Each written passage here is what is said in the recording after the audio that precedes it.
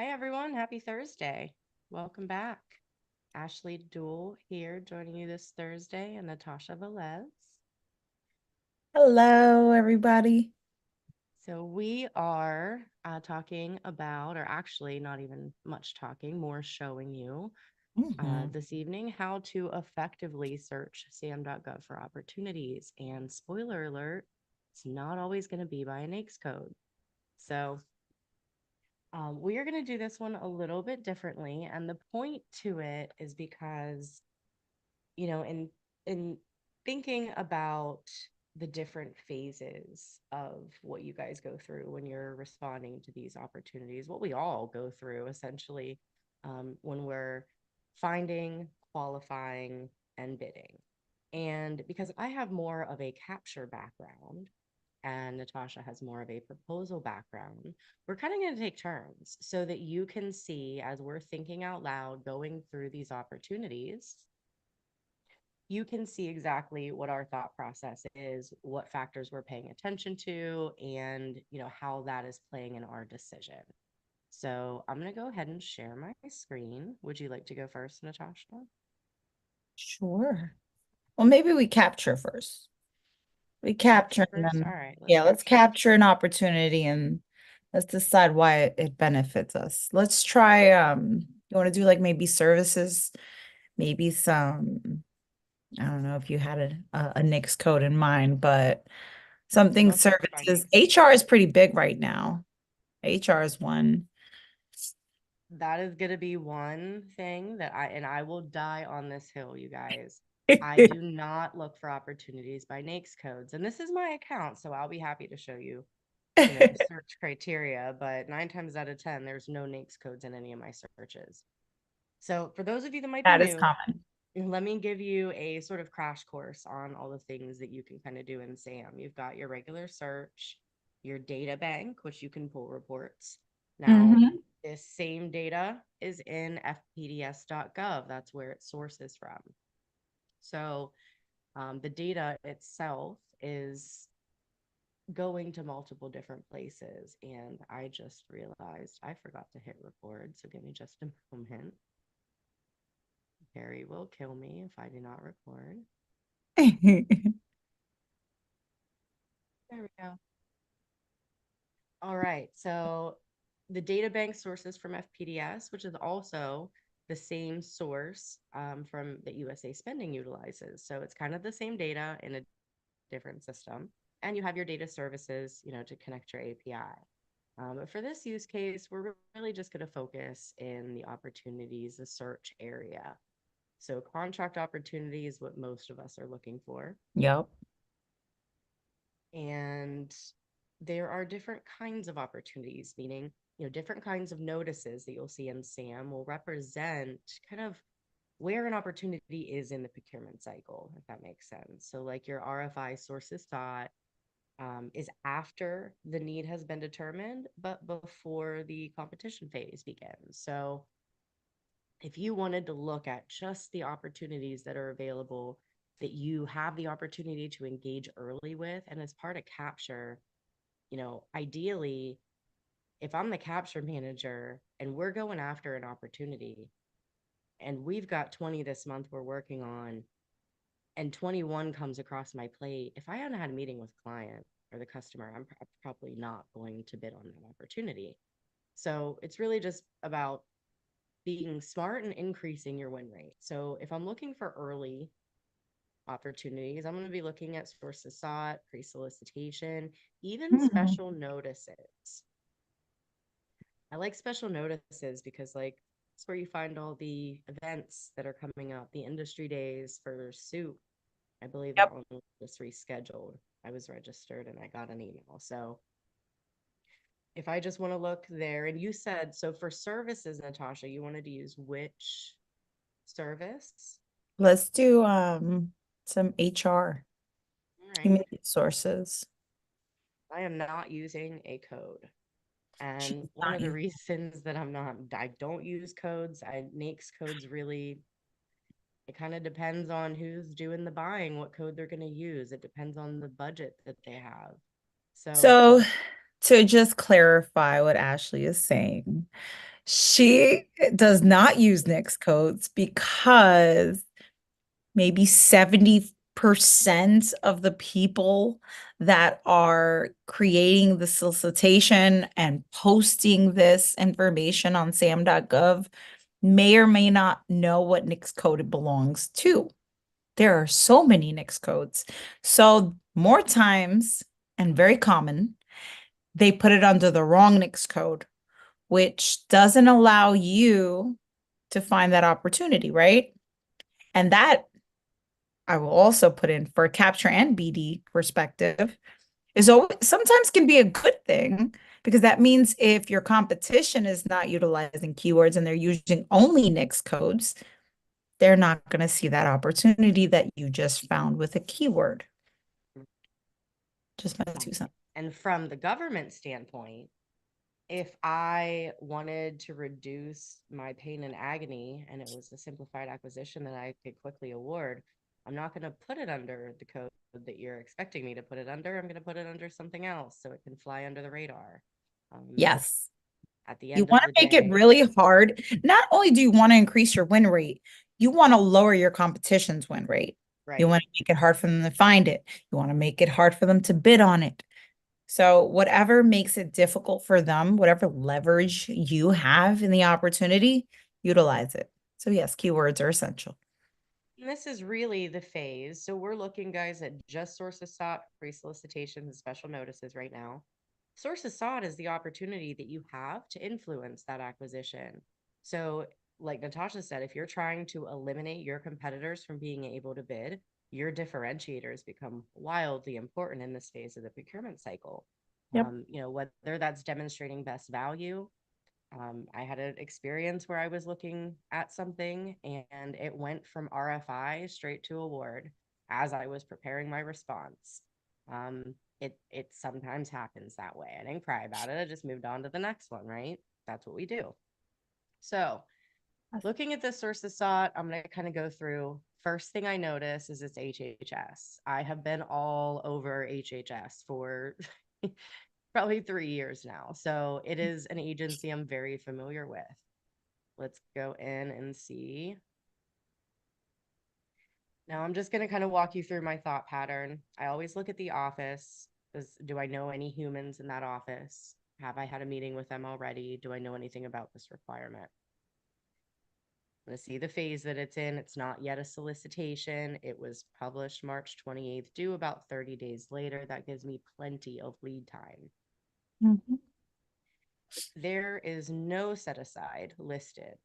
Nine times out of, Which well, is I wouldn't great. say 9 times out of 10, but a majority of the time, more often than not, I'll say, when you see this, it's because the set aside hasn't been determined. So that's one of the reasons the government is putting out the sources sought notice is to see, hey, are there enough small businesses or woman owned businesses or 8As that can fulfill this need?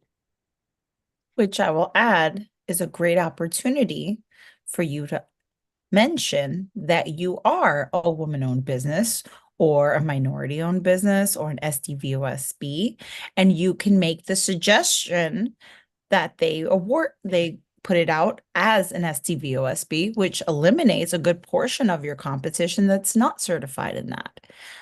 Rule of two, So, right? If you're SDVOSB and you think that maybe nobody found this because it's under miscellaneous ambulatory health yeah, I services. know. I know. You can pull in someone, hey, Mr. SDVOSB friend over here that does similar to what I do. Could you submit a response to this source of sought notice? Mhm. Rule of two. So two SDVOSBs respond. That gives the government what they need to be able to justify setting that aside because Yes. there's more than one SDVOSB that reasonably can do the work. Mhm. And again, we want to follow the instructions, right? We want to follow the instructions. Here's the background. You're pretty much going to have an instructions to offer section. And I'm skipping ahead a little bit because I want to focus on the instructions. What do we do with this? How do we respond to it, right? And this is quite a lengthy one. Now, remember, guys, our keyword was human resources. So part of what I would do if I were seriously considering this is I would be doing a control F. Where does human resources appear in this opportunity? Where is my service is going to be being utilized? That's going to determine whether I need to bring in a teaming partner. All right, so here's our instructions. There is a Q&A period, which is interesting for a source of thought notice. Questions shall be That is submitted. Phone calls will not be accepted.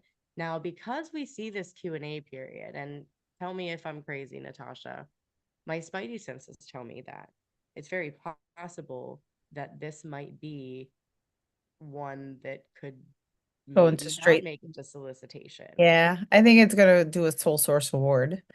Um, most of the time, not most of the time, well, a good portion of the time, um, I'll find sources soughts that are, I wouldn't say desperate, but they're not getting bid on. And they're not, it could be also because of the NAICS code, but we won't go there.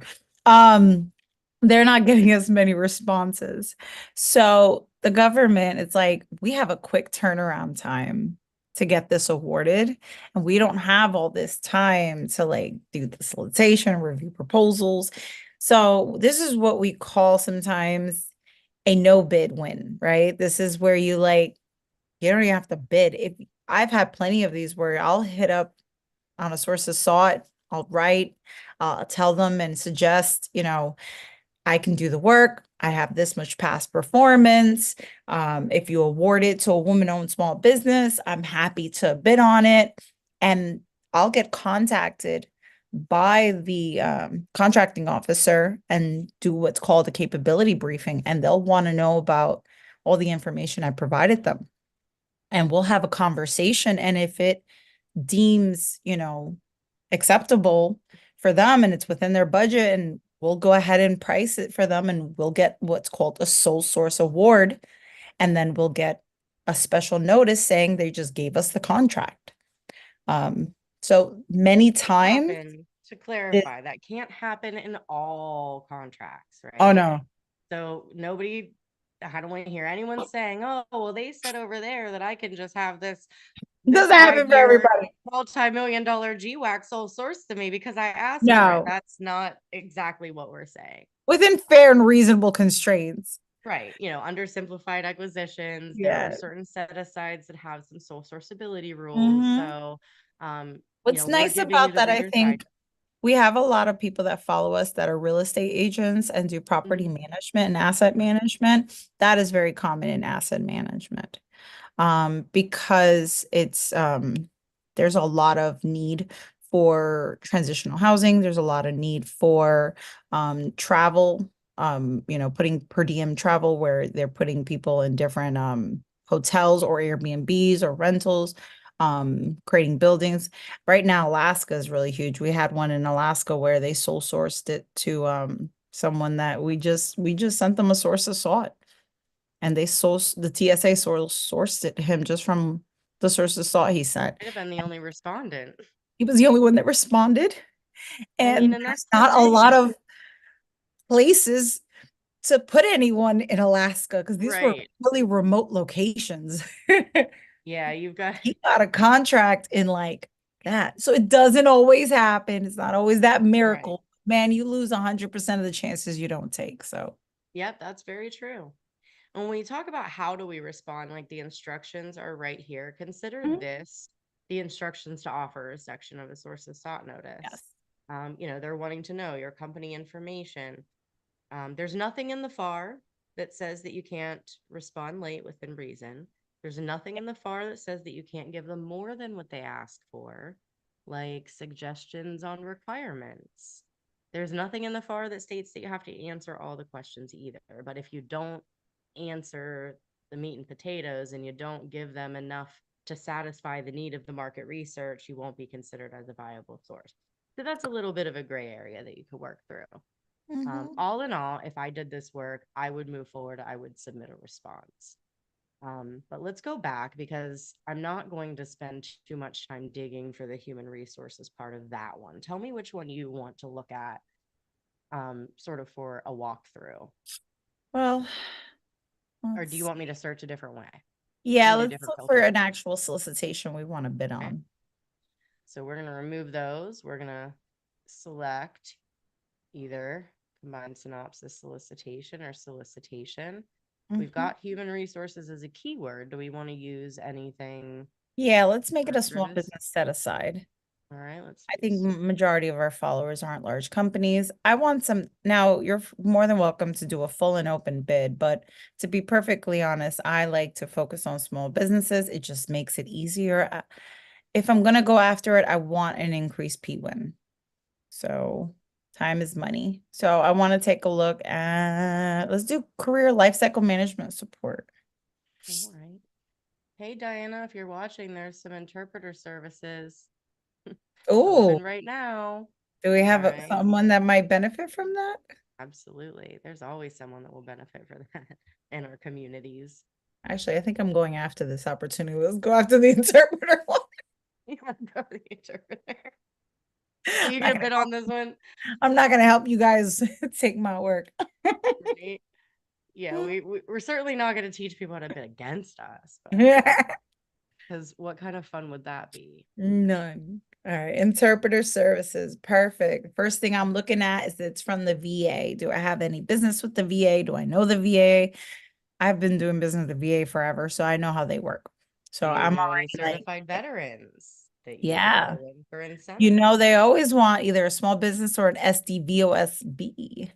So small business set aside, perfect. I'm making sure that I have, look at that, translation, interpret services, make sure I have that NAICS code in my SAM registration. And then I'm gonna go and take a look. I never read the description. I get it. They do all the stuffs. I never read this. I just download all the attachments and I go through the attachments because all of that's already in the attachments. This is the long story of the short version here. So which Yeah, attachment you so want me to the pop open? two Any of things I them? focus primarily on is the RFQ and the solicitation. So we can just click on the RFQ PDF, which is the second one down. There you go.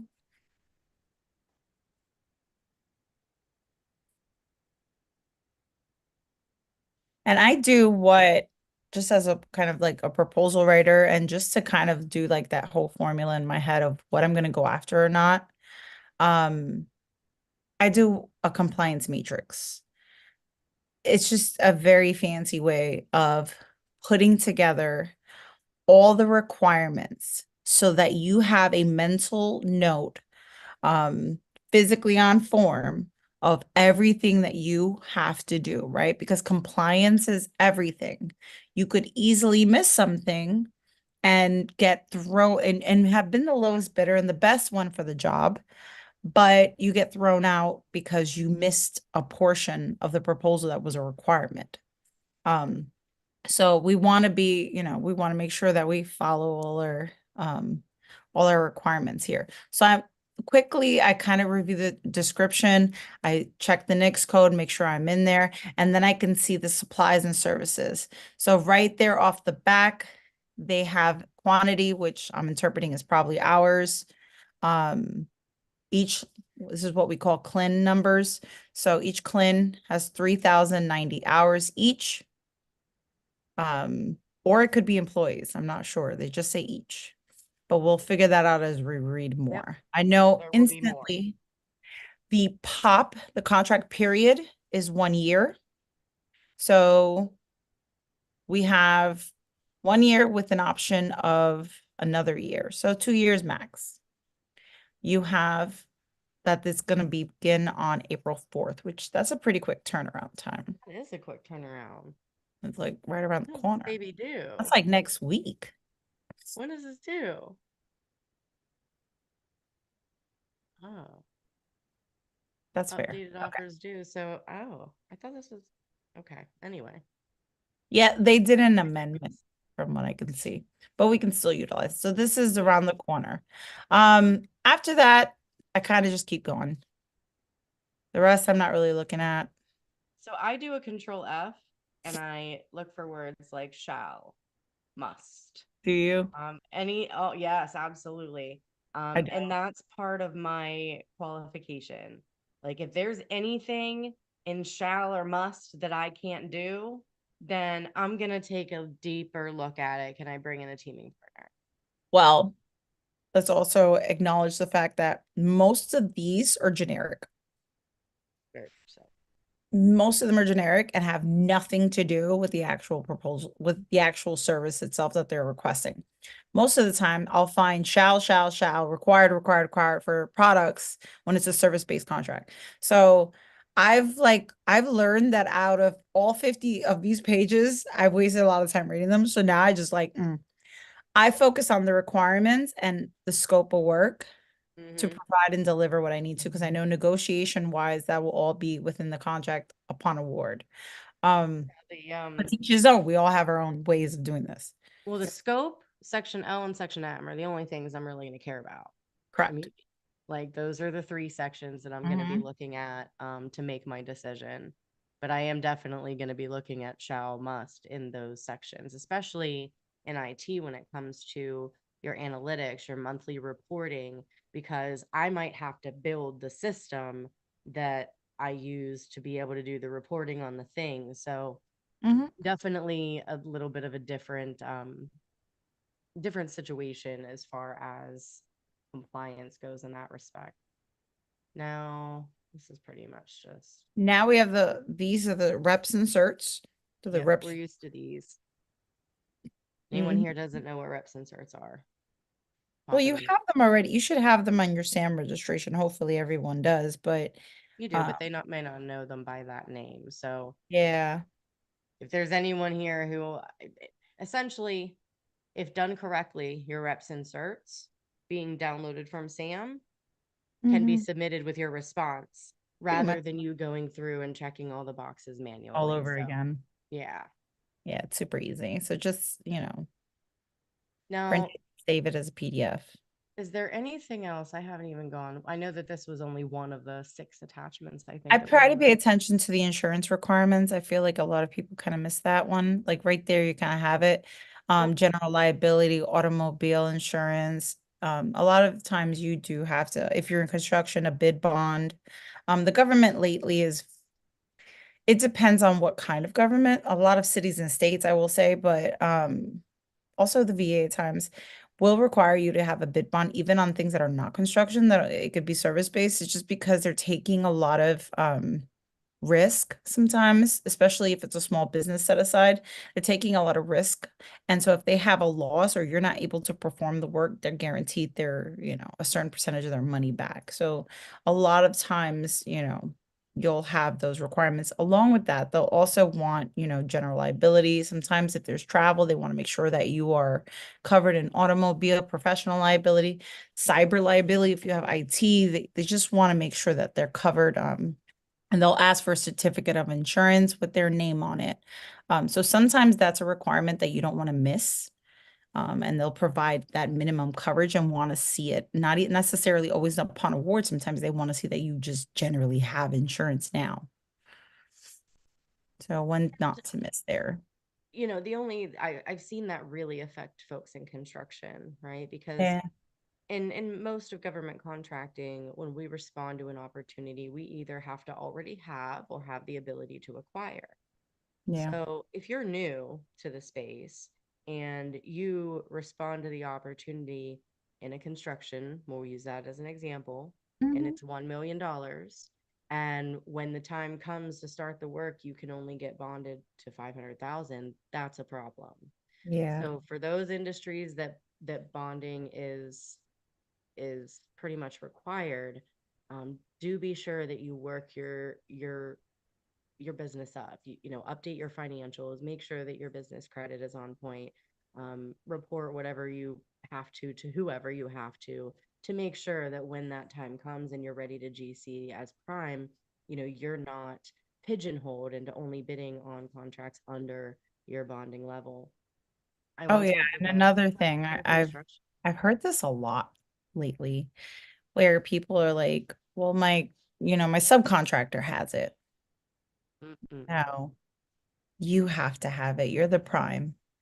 You have to have this. And so does your subcontractor with a COI to you, but you are required to have one as well. Yes, absolutely. Not every industry is designed for someone to just insert themselves in. And some contractors are like, well, how do I do it then if the sub if I have to have it? Well, the the sub basically has to bid as prime and you have to step out of the way. If, you have to be a sub to them if they have it and you can't get it, essentially. Yeah. So not Yeah. every contract is going to be perfect for you to bid on as prime. Sometimes you might have to be a sub. So, Yeah, sometimes it works that way also with finance.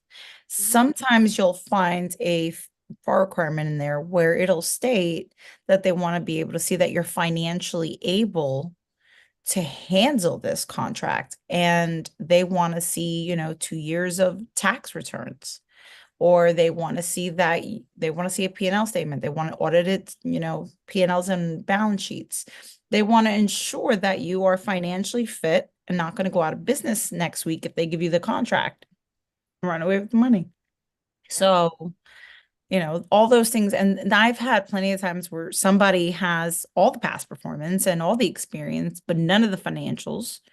Um, and so they had to take a step back, be a subcontractor because they were not financially able to handle the, they wouldn't have won, not with their finances. So they had to take a step back and let their sub become prime. And It's just what makes, you know what I that's mean? What part of the works for both of, strategy. yeah, I it's just think that's part strategy. of the excitement, Yeah, right? it's I figuring it mean, out. and for those of us who are super small or, started as solopreneurs, there's definitely something to be said for competimates in this Yeah. industry. Like, if you're working alone and you're at this alone, just I'm grateful just to have Natasha to bounce some things off of from time to time. Sometimes we're bidding with each other, sometimes we're bidding against each other. That's just the nature of the beast. One of us is Mhm. going to win it anyway. So, tackle it together. Don't be so adverse, but do make sure that you vet your teaming partners, guys. Don't Yeah. just pull someone out of SAM and say, "Ooh, I'm going to bring them in on this contracts because they got the right NAICS code." That doesn't work Yes. that way. Yes. So here's another trick. Um, if you're not, or if you get too much when you're using keywords, like we saw in that human resources search, try just Mhm. using the PSC code and kind of looking at the results that we have here. There's only four. They're exactly pretty much spot on to human resources services. Mhm. And that definitely eliminates a lot of the burden. Now, I kept it open this time. I didn't even select a type of notice. But so I got a combination of sources sought and solicitations. Now, if I wanted to save this search and come back to it, I want to make sure that I'm always looking into the future. I'm going to just select my offers due, my response date or offers due in the next 3 months. And that eliminates everything that might still be active Yep. that's not available for me to take action on, right? Now, let's say I like this search. I want to save it. I'm just going to go over here and I'm going to click save. I'm going to give it a name.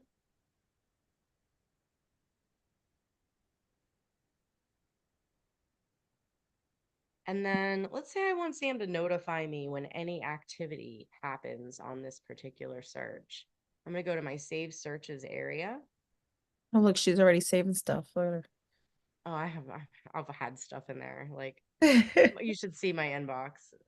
And then I'm just going to click notify. So now that notification's been turned on, every time something hits Sam that matches my search criteria, I'm going to get an email. It's a Yep. very generic email. It tells you the name of the search that matched. No, I don't really want notified for that. So let me stop that. But that's one example. And I have a bunch of them in here. I'm searching for a lot of the same stuff, different ways, Mhm. to make sure that I catch anything and everything. So